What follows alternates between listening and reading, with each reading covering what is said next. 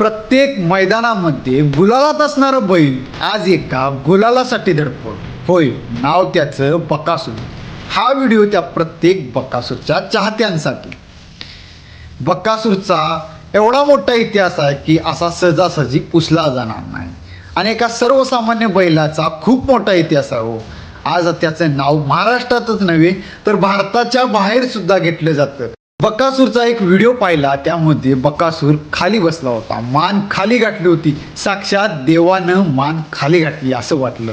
आणि बैलगाडी क्षेत्रामध्ये साक्षात देवच मानला जाणारा म्हणजे बकासूर.